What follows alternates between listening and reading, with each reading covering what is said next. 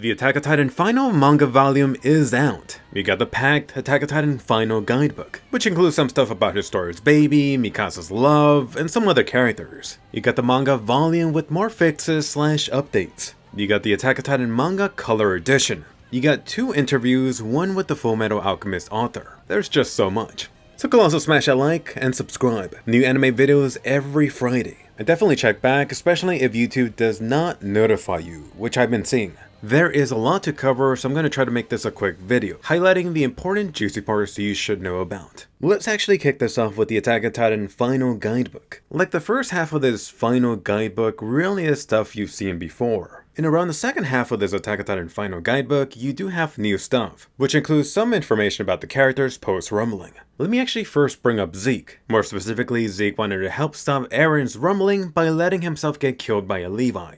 Next up for Yelena fans, I will just point out the guidebook actually does not have Yelena marked as dead, so despite you not seeing her in the final chapter, she is still somewhere in this world. Getting to Mini Mikasa, Louise. Just like for Yelena, she's also not marked as dead, which is actually interesting. It seems like she got severely injured, but not enough to actually kill her. Still, what a wasted subplot. Next up, someone more important, Ymir. Unfortunately, there isn't much, but you do get a clarification on the Wretched King. You'll recall about Ymir's mysterious love for him. The guidebook explicitly says that the king never loved her. Next up, your favorite protagonist, Eren. Once again, I really wish the guidebook went more into Eren, but instead it really just doubles down about Eren making himself into the villain figure, the villain type of role, in order for his friends to be able to live on.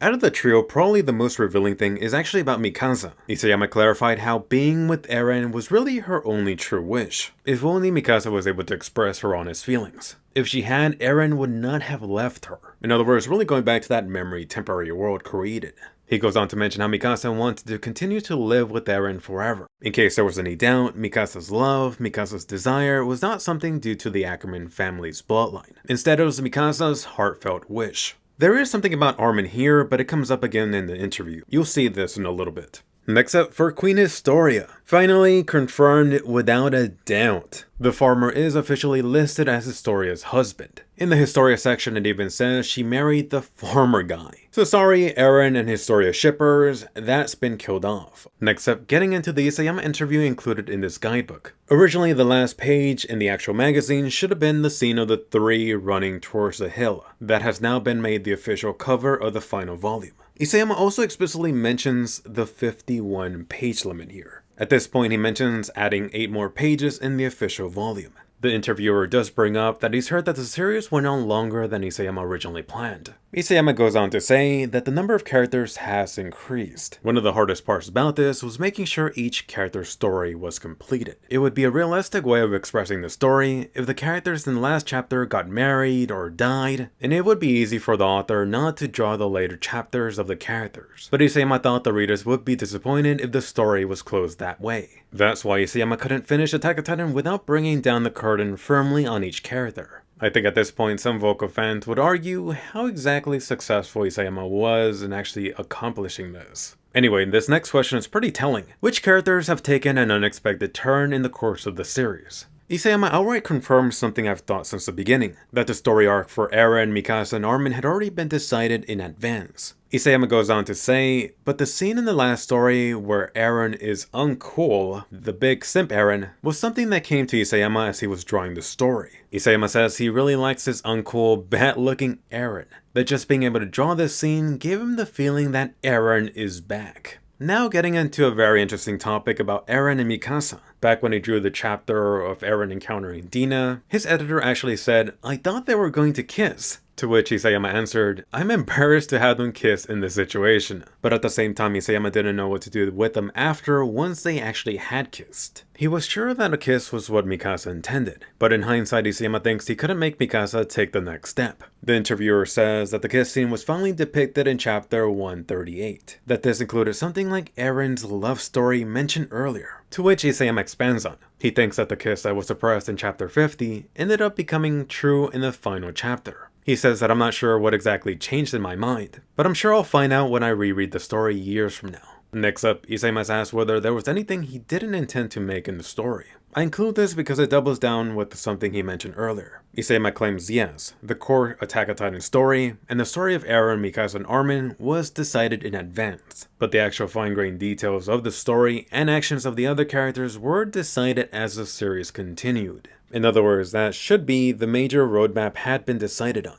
Now that the actual Attack on Titan story is over, definitely some of the final arcs, like the Rumbling arc, were part of the story that Isayama had less time to think about. Next up, Isayama is asked about the popularity of Attack on Titan and what Isayama thought about that. Isayama claims that even now he does frequently read readers' impressions online, but at the beginning of the series he probably checked all reactions on the internet and tried to read them all. Eventually got to the point where there were so many comments he just couldn't read them all. Next up, when asked whether he was still enthusiastic about being a manga artist, he goes on to mention how, at least for part of him, the drawing process of the manga eventually became a routine. But this was different for the final chapter. Isayama says it was really refreshing to be able to draw what I wanted, and he really enjoyed it. So far, there's been all these rumors and supposed claims that the company rushed him, that Isayama was forced to change the ending, but this right here speaks to the exact opposite of that. Out of digesting all of this stuff that just came out, it really does feel like if there was anything rushing Isayama, it was himself. It really just feels like Isayama thought it was time to end the series. Next up, getting into some talk about the anime. Isn't the TV anime one of your greatest memories? Isayama claims the TV anime can be said to be another version of Attack on Titan. Next up, getting into Isayama's favorite scene in all of the manga, which was the Jaws Titan scratching up Eren's Attack Titan so much that it was so great that he thinks he can't draw anything better than that. That it's also the reason why he stopped drawing so many Titan action scenes after that chapter. As for the best chapter overall, Isayama actually gives this to chapter 71, aka Bystander. This actually focuses on one character who's not involved in the main story, that he likes it because it doesn't feel very Attack on Titan-like. Next up, Isayama actually expands into the conversation that Eren and Armin had. Isayama actually does confirm he's been checking the reactions to this particular conversation. He originally felt that the talk came across as Armin approving of Eren's massacre, which is why he felt he could have done a better job here. Armin in fact did not approve of Eren's worst action. As Armin is saying thank you for being this slaughterer or mass murderer, it was Armin's way of telling Eren that he was also this accomplice, that Armin was implying he was equally responsible for this sin. Isayama goes on to say that he really regrets not being able to fully express it in the manga. Keep in mind this line is updated in the final volume. Armin now really does double down and say this is Eren's worst mistake. And let me just give you Isayama's final message to the readers. Throughout the duration of Attack on Titan, I have been able to connect with so many people I don't even know. I was very happy to be able to spend time with you, the readers, this being something I would never be able to experience if I lived a normal life. And now that the series is over, I am free. I want to be able to walk around in this not so fashionable town with a cup in my hand. I believe this is freedom. From the man himself, Isayama really has given no indication of doing any sequel or any other story. Next interview up, this time with the Fullmetal Alchemist author. Isayama actually says he's always liked Fullmetal Alchemist. For an actual juicy reveal that surprised even me, he talked about the Clouds of the Hill, that this is where he got the imagery of the early 1900s and history of war. He also brought up the village, specifically where the main characters thought they were living in the Middle Ages, but in fact they were isolated from the modern world. Of course, it sounds very much like the inspiration for the situation for Paradise Island. Next up, for the 3D maneuver gear. Isayama actually credits this to Mega Man Dash. Honestly, I've never played this game. Let me know if you have. Next up, when asked whether Isayama thought that his work reflects his own values, Isayama says, I think I have an ego that I want to destroy. It's not that I want to destroy civilization or people. It's more like I want to do something crazy. I think I'm influenced by the works of Minoru Furuyama sensei. The development of the last chapter is a clear indication of this. Next up, Isayama is asked how does he feel about the story now that Attack on Titan is finished. One of the interesting parts is something he mentions about Armin, that he wanted Armin to somehow stop the series of battles in Attack on Titan, but it didn't work out. Maybe I should have devoted more pages to that last part. Yeah, I really think you should have, Isayama. Overall, for this Fullmetal Alchemist / Attack on Titan author meeting, it really was not what I was expecting. The majority of this interview was really mostly one author commenting on this series of the other. Next up, getting into the Attack on Titan Color Edition. This is called Attack on Titan Edition 1, which means they're going to be milking this for more versions. For some quick notable things, it kinda is weird seeing officially Eren with white eyes. For the Armored Titan, hey, they actually kept the original white plating covering his delicious creamy center. Honestly, I really don't think it was worth the money. They have announced 4 more volumes. As a positive, I'm actually curious to see some of the manga in color for stuff the anime hasn't gotten to yet. Next up, getting into the actual Attack on Titan Final Volume 34. There's 3 different versions. The beginning actually includes a rough draft for 2 chapters. You might have actually already seen these before because they have been released in the past. Originally, Eren was supposed to know that he was able to turn into a Titan from the very beginning. You even see the guy conflicted about eventually revealing this secret to his friends. Anyway, getting into the ending version. Going through this, it was really notable how Isayama was really keeping track of the total pages. I guess that 51 page limit really was no joke. I think the most notable thing here was something removed for Levi. There's a line of dialogue that was crossed out. Isayama actually removed stating that the Titans were extinct. Really going back to the idea of him wanting to keep this stuff vague. For the actual volume chapter, I did notice some updates in the manga. Isayama now included the net on Titan Falco's back. Look at that, Falco's bird is super juiced up, he's got more back muscles, he's got a sharper, pointier beak. Compared to the original, it's pretty much a redesign.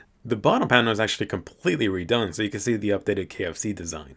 In this next Annie shot, it's updated with the net below them, along with Gabby's beloved sniper. You actually have the flashback filter added to Levi recalling his past buddies. This also included the Attack on Titan trio and the rest of the Survey Corps. Eren's Colossal Titan is now much darker, which would mean a deeper red color, or you could just see this as less light here. Next up for Mikasa, she got completely redrawn here. See ya, Ninja Mikasa. She's got messier hair, much tighter shirt on her. Oh, she's packing. You could almost see those abs. So definitely let me know what you thought about all this stuff, and do smash that like if you enjoyed. This was a ton of work. Honestly, from the Attack on Titan Final Guidebook, I was hoping to get more of an insight from Isayama, at least from the interviews. The previous guidebook included this in-depth pages on Eren, Mikasa, and Armin. In comparison, what you got here felt more bare-boned. I was really hoping to get more of an insight for what Isayama's currently thinking. But instead, a good chunk of this stuff felt like it was actually completed either before or shortly after the final chapter got released.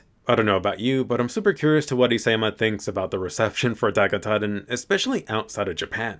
Here in Japan, people are still just loving it so much. And since some of you have asked, would I stop making Attack on Titan related videos? Whether the Attack on Titan ending was good or bad, I always plan to reduce the Attack on Titan related videos going back to 2020 levels. In other words, Attack on Titan going back to being a minority of the content I make. Which really just means you can expect some Attack on Titan related stuff, like every month. But besides that, I'm really working hard on other anime related videos. I also do have some upcoming stuff that I'm planning to launch, but it's a little too soon to talk about just yet. And definitely let me know, since I'm curious, how do you feel about the Attack on Titan story a few months later? It really just seemed like the additional 8 pages turned the series sour for a lot of you. Personally for me, I kinda don't even want to think about the series. At this point, I really just think I need to put some distance from Attack on Titan, which I have been doing. It reminds me of when I put some distance between the quintessential quintuplets and recently the Promised Neverland. Despite me really not enjoying the final development for those series, with time I'm actually feeling a little better about them. I don't know about you, but for most things like the story, I'm not binary in the situation. There's things I liked and there's things I disliked. And to be fair, I don't know if there's any anime or story in general that I love that doesn't have some issues. I mentioned this in the Patreon livestream. Unfortunately, in some ways, the Attack on Titan story in the manga feels like it's still a rough draft. We'll see if the anime could actually elevate and make this shine a little bit. Hopefully, Isayama could flesh out and expand some of the ideas there. I'm not holding my breath for the anime to magically fix a series, but hey, it can't get any worse, can it? And definitely check out this week's awesome sponsor. I actually got all the material for this video from Bookwalker. If you love manga or light novels, Bookwalker makes that super easy. For example, I could have any story that I want on my phone, on my laptop, and on the go. I actually really do like reading Chainsaw Man on the train here. And recently, the final volume of Higehiro came out. I got that immediately on Bookwalker and binged it. So show them some love and do use my code FOXTON to get a sweet $5 discount. Not only can you get some manga for almost free, it does help to support the channel. Check them out, link below. But anyway, leave any thoughts on the current information in this video below. If you do have any questions, I'll try to answer them. Don't forget to like and subscribe. New anime videos every Friday. Go ahead and check out the major development for Deku, or check out what's coming out in summer season. You don't want to miss that, and I'll see you guys later.